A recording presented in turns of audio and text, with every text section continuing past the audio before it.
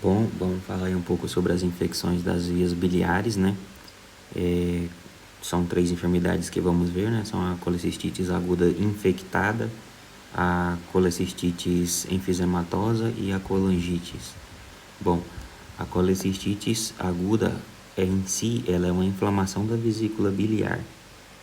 Só que ela pode apresentar complicações como a infecção, que é o que a gente vai ver aqui hoje. Bom, e o que a gente pode observar nesse caso, né?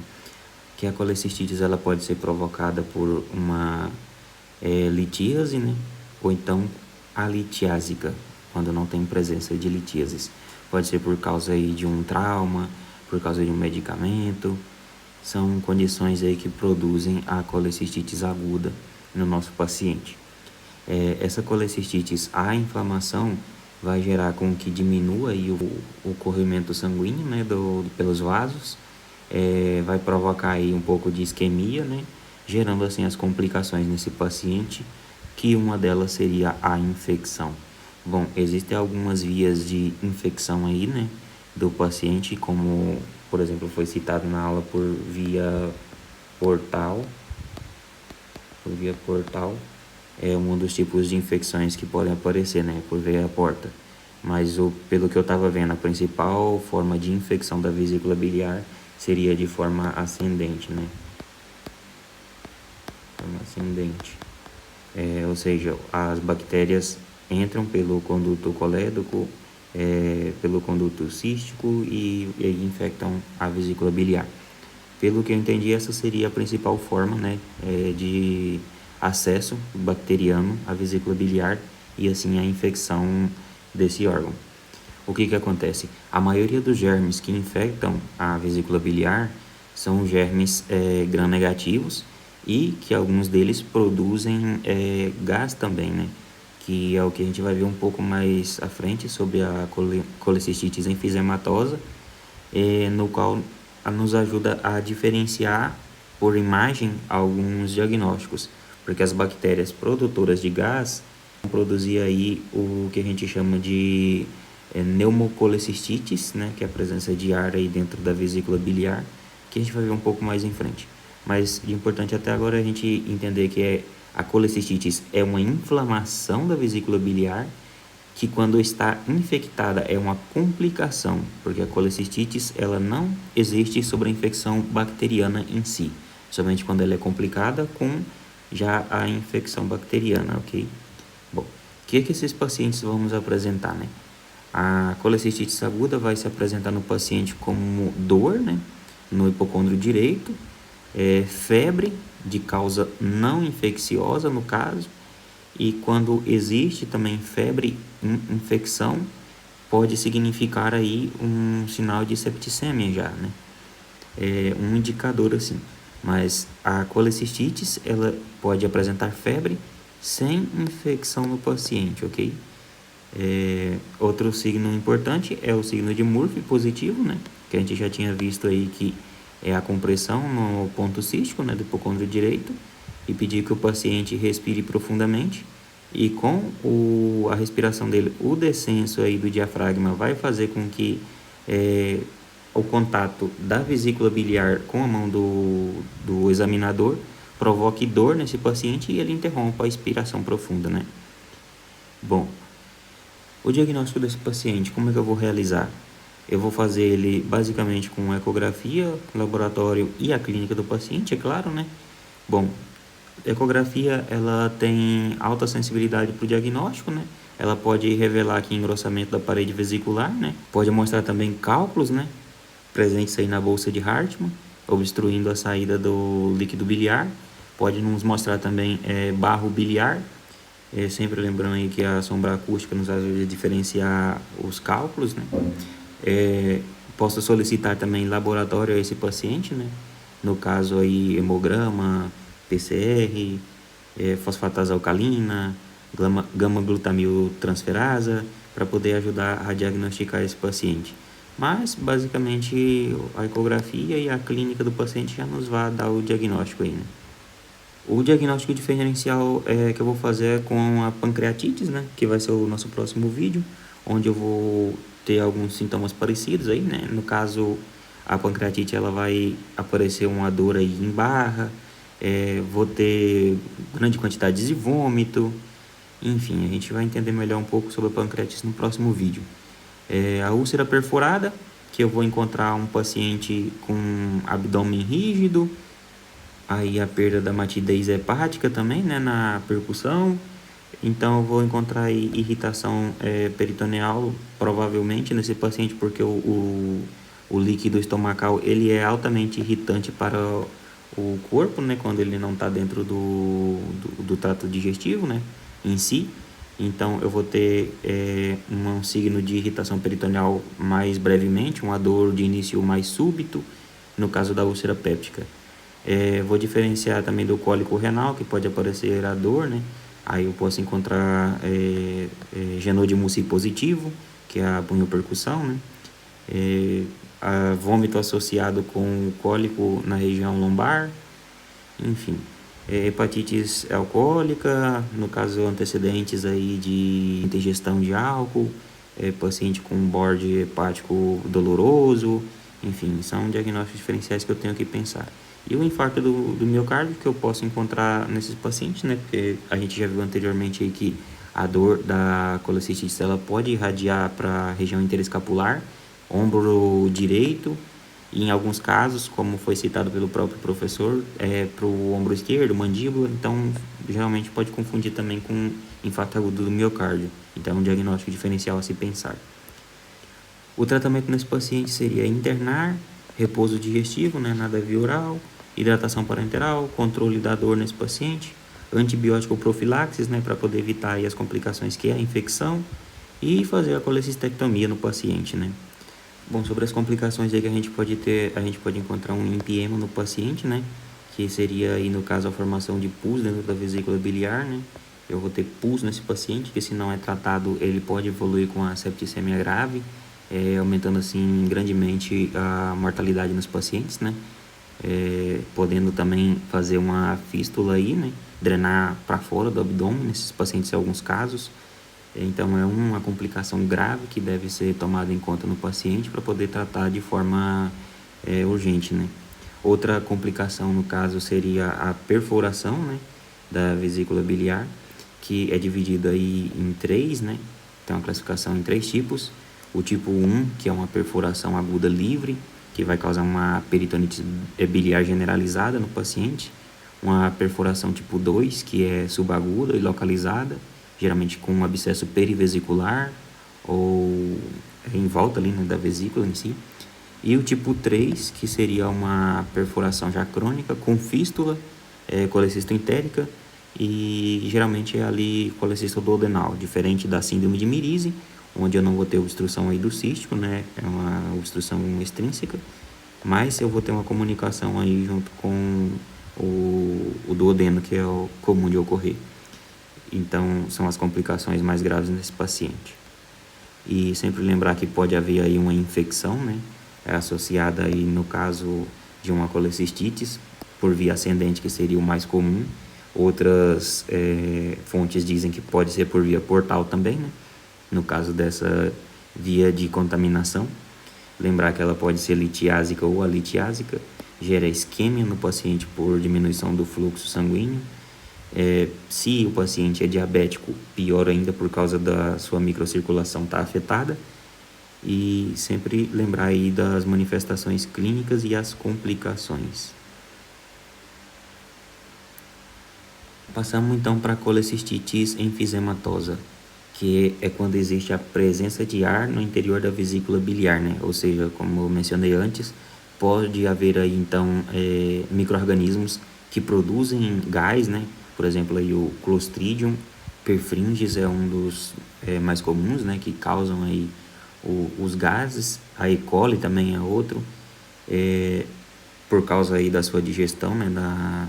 De glucosa, eles acabam gerando gás e vai produzir essa imagem com nível hidroaéreo dentro da vesícula e presença de ar na parede vesicular. Bom, é uma enfermidade que é mais comum em diabéticos, homens e geralmente anciões, né? Praticamente mais visto em diabéticos em si, né? Como o professor disse, é quase exclusivo de diabéticos essa enfermidade. ela tem uma alta mortalidade, cerca de 25% aí dos pacientes que têm essa enfermidade chegam aí a óbito, né? A clínica dos pacientes, ela vai cursar com forma parecida com a colecistite normal, né? Inflamação normal da vesícula biliar. Vai se apresentar com a dor, que pode irradiar aí para a região interescapular, para ombro direito. Vai apresentar febre, vômitos e, em caso, pode apresentar choque séptico e também por causa da septicemia que gera, né? Bom, pode perfurar e gerar uma peritonite também, né? No caso do tipo 1 lá que a gente falou anteriormente, pode ser uma peritonite biliar generalizada. E basicamente é igual a sintomatologia nesses pacientes.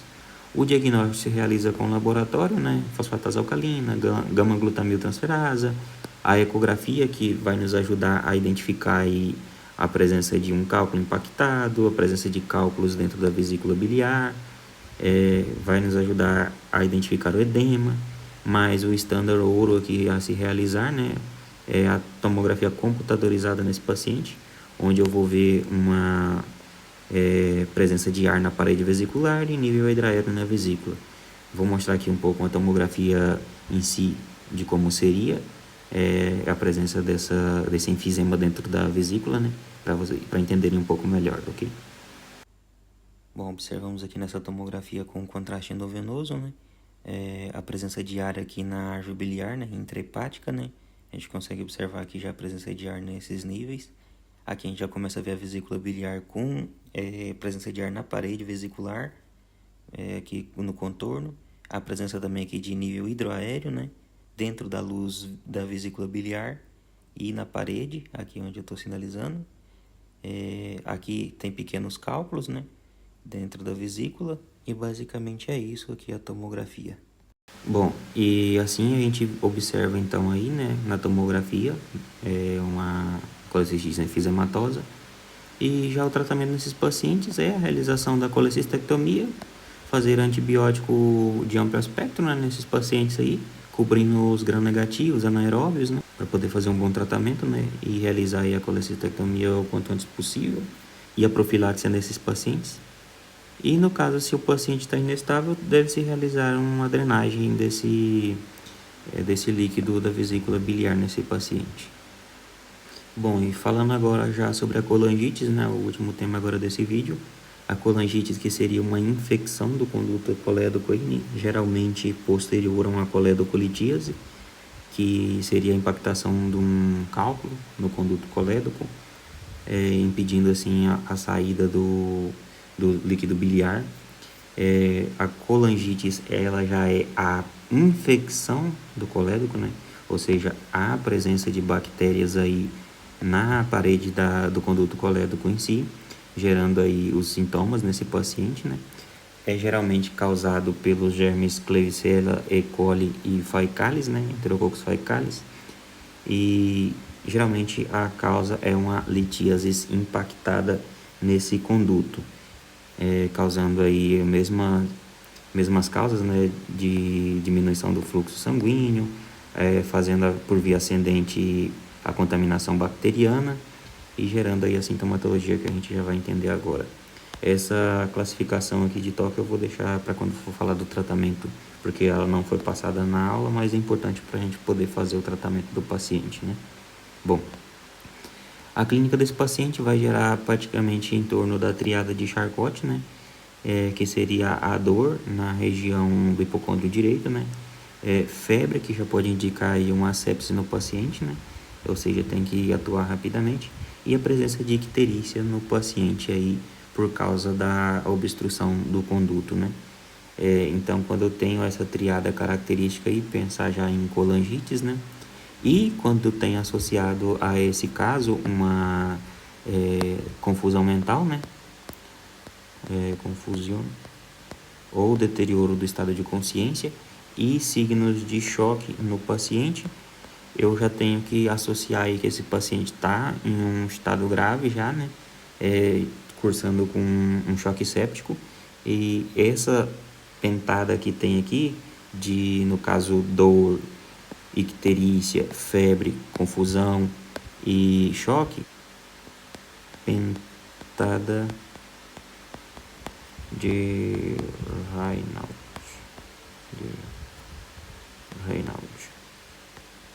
com pentada de Raynaud, que já é um estádio avançado da enfermidade, né, já com choque séptico, tendo que atuar aí rapidamente nesse paciente. Bom, como é que eu vou realizar o diagnóstico nesses pacientes? Com a clínica, obviamente, né, triada de Charcot ou aventada de Raynaud. Posso solicitar também laboratório nesse paciente aí, né, hemograma para ver leucocitoses, fosfatase alcalina, enfim. Imagem, né, eu vou solicitar nesse paciente aí, ecografia para poder observar, no caso, se existe uma dilatação aí do conduto biliar, né, do conduto colédoco, maior a 6 milímetros. Eu posso dizer que esse paciente já está com ele dilatado, podendo indicar assim a infecção, né, por causa do edema gerado. Posso observar também a presença de um cálculo biliar nessa via, mas geralmente eu vou fazer a solicitação aí de uma ecografia para poder entender como funciona, e no caso uma CPRE nesse paciente, né? Uma CPRE que seria aí o gold standard, por assim dizer, que ela vai servir como diagnóstico e terapêutica, né? Ela permite visualizar, né, com precisão, a anatomia biliar e identificar se vai ter um cálculo ali. Vai realizar a esfincterotomia e extrair os cálculos do paciente que estão presentes nele, né? E resolver já o problema. Bom, o tratamento. Para o tratamento eu vou oferecer a esse paciente um suporte hemodinâmico, né? Vou fazer antibiótico de amplo espectro no paciente, né? Que cubra aí os gram-negativos, os anaeróbios. Geralmente é colocado aí cefalosporina de terceira geração, como a ceftriaxona no caso, né? Ceftriaxona. Vou associar o metronidazol para cobrir os anaeróbios, né? Metronidazol, para poder cobrir corretamente os germes presentes aí nessa região. Bom, eu vou ter que fazer uma descompressão mediante a CPRE em casos moderado a grave nesse paciente, dentro das primeiras 24 a 48 horas, que essa classificação é pela classificação de Tóquio, né? Que eu vou ter aqui quando é leve, grau 1, não existe disfunção orgânica e nem critérios de gravidade, né? Pode manejar somente com antibiótico de amplo espectro e seguindo o segmento estreito do paciente. Já no grau 2, que é moderado, onde eu já vou ter que fazer a intervenção no paciente, existe ao menos 2 fatores, como leucocitose maior de 12.000 ou menor a 14.000, febre maior a 39 graus, maiores a 75 anos, bilirrubina maior a 5 ou hipoalbuminemia nesse paciente. Já no estado grave do paciente, eu vou ter aqui qualquer signo de disfunção orgânica, pode ser cardiovascular, neurológico, respiratório, renal, hepático ou hematológico. Então, no grau 2 e 3, eu tenho que fazer uma descompressão mediante CPRE nesse paciente, para depois fazer a solução definitiva, no caso aí que eu vou ter que fazer uma retirada, né, da vesícula biliar, e se eu não posso fazer a retirada do cálculo nesse momento, fazer posterior à descompressão aí. E, por fim, como eu já disse, a colecistectomia do paciente para poder evitar passar novamente, ainda mais se existe mais cálculos aqui dentro, né? Então, eu faço a colecistectomia quando o paciente já está estabilizado. Bom, isso foi quanto aí às infecções das vias biliares, né? Bem rapidinho sobre o tema. O próximo vídeo será sobre pancreatites aguda, a classificação, o tratamento, as manifestações clínicas. E sempre lembrando, é um vídeo onde eu estou estudando. Qualquer opinião aí, observação é bem-vinda. Fique à vontade em comentar e aportar conhecimento, né?